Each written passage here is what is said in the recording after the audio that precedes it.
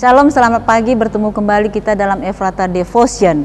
Dalam bidang usaha yang menggunakan sistem MLM atau multi level marketing, pastilah tidak asing lagi jikalau mendengar istilah target. Target adalah sasaran yang hendak dicapai atau sesuatu yang ditetapkan untuk diraih.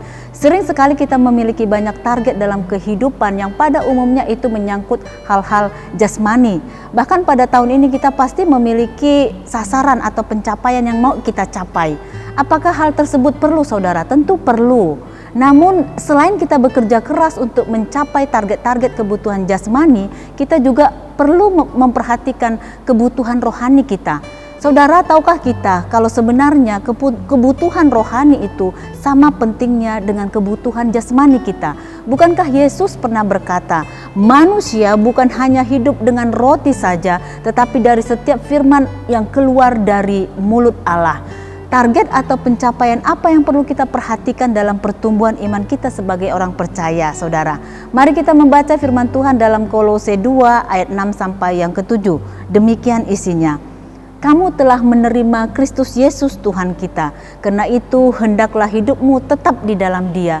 Hendaklah kamu berakar di dalam Dia dan dibangun di atas Dia. Hendaklah kamu bertambah teguh dalam iman yang telah diajarkan kepadamu, dan hendaklah hatimu melimpah dengan syukur.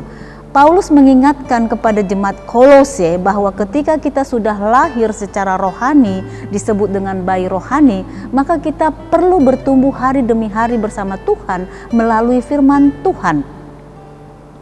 Mengakar semakin kuat, bertambah-tambah hingga terus menjalani tahapan-tahapan dan proses pencapaian maksimal di dalam iman. Ketika akar itu kuat, kokoh, dan kelihatan apa yang telah ditanam semakin besar dan menunjukkan tanda-tanda pertumbuhan. Target dalam hal rohani perlu semakin kita perhatikan, saudaraku. Apa yang menjadi target iman kita untuk terus bertumbuh dalam tahun ini? Mungkin kita berkata, aku ingin kembali membaca Alkitab dari Kejadian sampai Wahyu.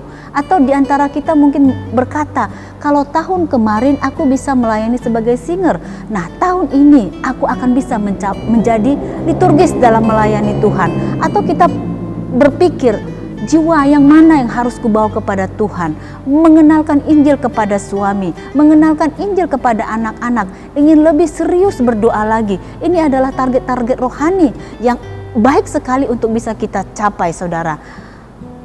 Allah ingin setiap anak-anaknya terus bertumbuh di dalam iman hari demi hari. Apa yang menjadi target rohani kita pada tahun ini, saudara? Mari kita merenungkannya sejenak.